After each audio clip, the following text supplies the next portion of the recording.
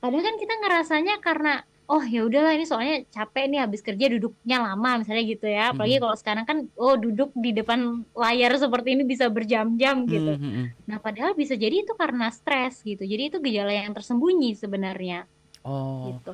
agak Kemudian serem. setelah iya, Agak serem iya. ya, Mbak, Jadi ya? ngirainnya kan karena oh karena kecapean nih, padahal sebenarnya kondisi psikologisnya yang sedang nggak baik-baik aja gitu. Mhm, mhm.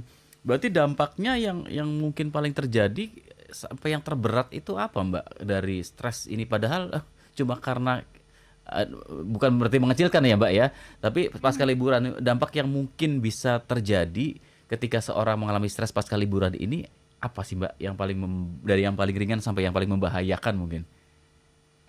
Kalau yang paling ringannya mungkin jadi produktivitasnya menurun ya. Iya, iya. Jadi dia apa nggak produktif lagi, nggak excited kalau mau kerja dan lain sebagainya. Heeh. Dan terberat, kalau saya rasa terberat sampai yang benar-benar nggak bisa aktivitas gitu. Tapi dia juga sampai menarik diri gitu. Oh, oke. Karena dia stres berlarut-larut kan, akhirnya Mhm. dia tertutup, dia nggak mau interaksi sosial gitu. Nah itu biasanya karena dia mengalami kelelahan emosional. Pada akhirnya Oke, kembali oke, lagi ke sana gitu ya. oke. Orang ini rasanya kayak tertekan sekali, mau Mhm. komunikasi nggak bisa, mau interaksi secara normal lagi udah nggak bisa kayak gitu. Oke.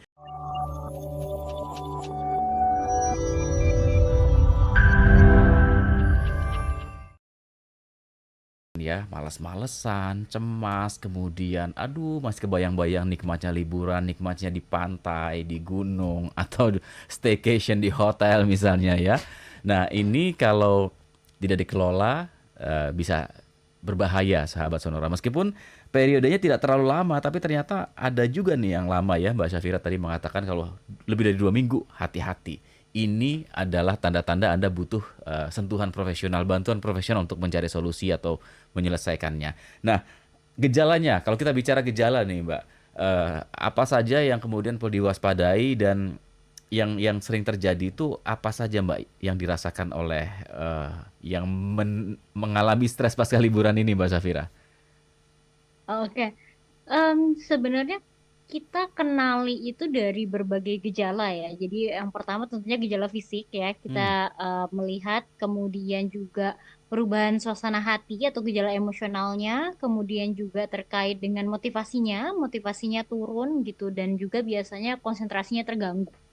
Kalau gejala fisik sendiri, kita bisa lihat ya, ada orang yang jadi mudah banget lelah gitu, mudah banget capek, kemudian gampang sakit kepala, atau bahkan mengalami gangguan tidur gitu ya. Jadi dia mungkin mungkin bukan bukan nggak bisa tidur ya, ada yang tetap bisa tidur, tapi ketika bangun tetap merasa capek gitu. oh, Itu juga bisa kita waspadai ya, jangan-jangan mengalami stres pasca liburan ini. mhm. Kemudian juga terkait dengan kondisi emosional ya, jadi ada perubahan suasana hati gitu ya.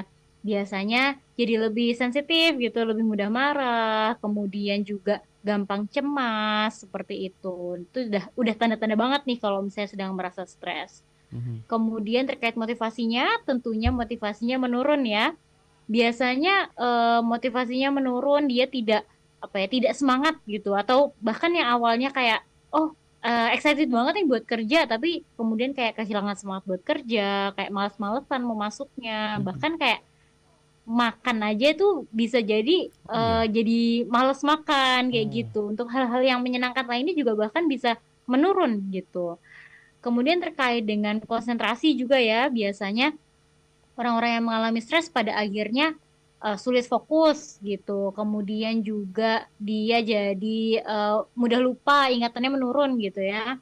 Kemudian biasanya dia itu jadi lost gitu kalau mau kerja gitu. mhm. Dia rasanya kayak, aduh, oh tadi lagi ngerjain ini ya. Aduh, aku nggak tahu nih mau ngambil keputusan yang seperti apa. Nah, pada akhirnya mempengaruhi banget cara kita untuk memutuskan, cara kita untuk mengambil apa namanya, mengambil kesimpulan seperti itu.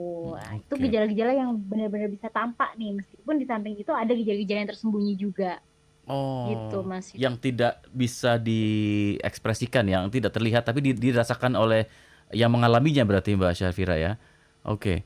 Mm-mm. Tapi kalau gejala yang tersembunyi itu misalnya gini sih Mas, kayak gejala fisik kan mungkin yang kelihatan banget kayak aduh sakit kepala nih, oh Mhm ini mhm mhm. stres nih gitu.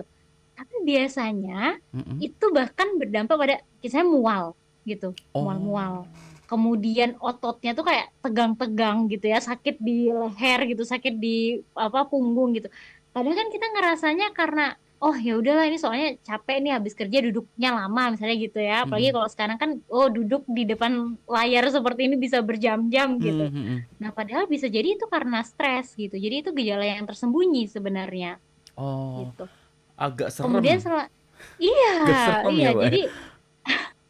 ngirainnya kan karena oh karena kecapean nih, padahal sebenarnya kondisi psikologisnya yang sedang nggak baik-baik aja gitu. Mhm mhm. Berarti dampaknya yang mungkin paling terjadi sampai yang terberat itu apa, Mbak, dari stres ini? Padahal, cuma karena, eee, bukan berarti mengecilkan ya, Mbak, ya, tapi pasca Hmm. liburan, dampak yang mungkin bisa terjadi ketika seorang mengalami stres pasca liburan ini, apa sih, Mbak, yang paling dari yang paling ringan sampai yang paling membahayakan mungkin? Kalau yang paling ringannya mungkin jadi produktivitasnya menurun ya. Iya iya. Jadi dia apa nggak produktif lagi, nggak excited kalau mau kerja dan lain sebagainya. Heeh. Dan terberat, kalau saya rasa terberat sampai yang benar-benar nggak bisa aktivitas gitu. Tapi dia juga sampai menarik diri gitu. Oh, oke. Karena dia stres berlarut-larut kan, akhirnya Mhm. dia tertutup, dia nggak mau interaksi sosial gitu. Nah itu biasanya karena dia mengalami kelelahan emosional. Pada akhirnya Oke kembali oke lagi ke sana gitu ya. oke. Orang ini rasanya kayak tertekan sekali, mau Mhm. komunikasi nggak bisa, mau interaksi secara normal lagi udah nggak bisa, kayak gitu. Oke. Mbak, ternyata di luar sana ada beberapa sahabat yang juga mengalami kondisi seperti ini. Ini salah satunya adalah sahabat kita nih, Pak Taufik Hidayat, yang pengen tanya langsung ke Mbak Syafira. Ini kebetulan beliau sudah merekam suaranya dan kita akan putarkan, kemudian nanti boleh dibantu untuk, membantu yang disampaikan oleh Pak Taufik ini. Silakan Pak Taufik, selamat Oke. malam. Assalamualaikum warahmatullahi wabarakatuh. Makasih Mas Yudit, Mbak Syafira mau tanya nih. Yang saya alami biasanya setelah berlibur atau jalan-jalan karena lokasi cenderung biasanya daerah Bogor Puncak ya. Biasanya kita pasti balik itu sudah pikirannya sudah kacau karena sudah kebayang bakal macetnya gitu kan. Ditambah biasanya aktivitas biasa yang tidak pernah kita lakukan kalau di tempat penginapan atau vilanya ada kolam renang, biasa kita suka berenang dan lupa segalanya, kita yang belum pernah atau tidak terbiasa berenang melakukan berenangnya over gitu yang mengakibatkan badan menjadi pegal dan pasca kembali biasanya itu akan menjadi apa ya, jadi tidak bergairah untuk bekerja karena yang dirasa badan nyeri, pegal dan pikiran kembali menjadi suntuk gitu ya karena karena kejebak macetnya tadi gitu kan. Tadinya kita mau healing, senangnya hanya boleh dibilang hitungan jam saja gitu. Mhm. Setelah menuju kembali ke arah rumah sudah langsung kepikiran lagi macet dan segala macam. Apakah itu masih normal gitu, Mbak? Dan cara solusinya ya minimal kita happy-nya agak lama gitu. Jangan baru sebentar sudah kebayang capek, macet, jenuhnya lagi gitu, Mbak. Minta solusinya. Terima kasih. Assalamualaikum warahmatullahi wabarakatuh. Terima kasih Pak Taufik, Wah. waalaikumsalam. Jadi mau healing malah pusing ya Pak Taufik ya. Tapi yang mengalami bukan Pak Taufik, kalau bicara kemacetan di puncak pada saat musim liburan itu, waduh Mbak, aduh kebayang. Gimana Mbak Pak Iya. Taufik yang dialami Pak Taufik ini? Oke, baik. Sebenarnya saya juga tahunya dari meme ya, karena saya Mm-mm. tidak pernah mengalami liburan ke puncak macet gitu. Tapi Heeh. katanya macetnya sampai separah itu. Iya. Heeh. Oke. Nah, yang pertama ini mungkin terkait dengan ekspektasi ya. Tadi Pak Taufik kan ekspektasinya kan pengennya healing gitu Mm-mm. ya, pengen pulih gitu. Tapi pada akhirnya ekspektasinya tuh tidak terpenuhi. Hmm. Akhirnya liburannya rasanya kayak melelahkan karena macet, kemudian aduh terlalu terlalu bikin kecewa gitu ya. Nah, Hmm. biasanya apa? Kalau misalnya terkait dengan ekspektasi ini berarti kita perlu manajemen ekspektasi memang dari awal. Mhm. Kita sadari betul bahwa liburan terkadang itu bukan bukan momen di mana kita bisa eh, healing, kemudian dalam tanda kutip kabur dari semua rutinitas, tapi kita perlu fokus pada hal-hal kecil yang justru positif gitu. Mhm. Jadi kita coba terima bahwa eh, ada hal-hal yang mungkin tidak memuaskan gitu. Jadi kita memang sudah ekspektasi terhadap kekecewaan gitu ya.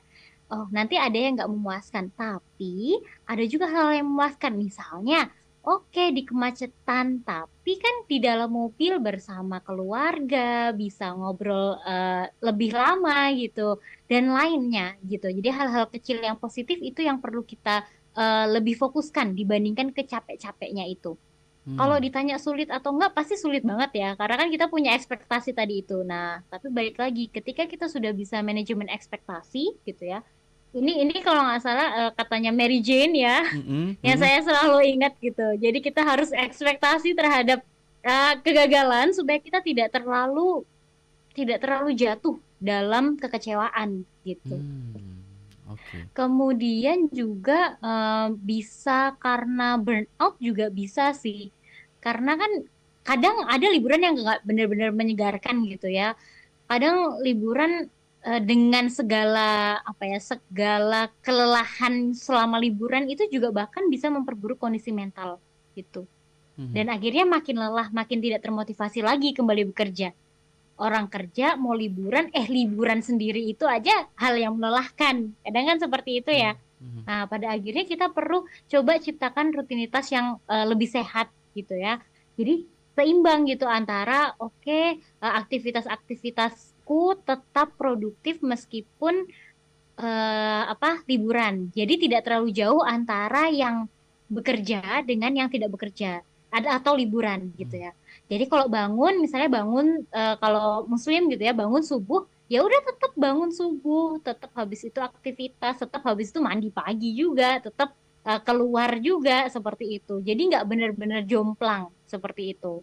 Dan juga kita perlu pastikan yang namanya tidur, makan, ya kebutuhan dasar lah gitu Mhm ya. mhm. Kebutuhan dasar itu tuh harus terpenuhi gitu. Kalau itu terpenuhi, insya Allah kita akan lebih rileks gitu ya. Kita bisa tambahin dengan tetap berolahraga dan lain sebagainya supaya supaya tetap tetap healingnya itu dapat gitu. Karena hormon-hormon bahagianya itu kita bisa dapatkan dari situ. Dibandingkan kita fokus kepada hal-hal yang tadi tuh negatifnya ya, Mhm aduh mhm. macet dan lain sebagainya gitu. Supaya kita bisa menciptakan istilahnya dalam tanda kutip waktu healing yang sesungguhnya gitu.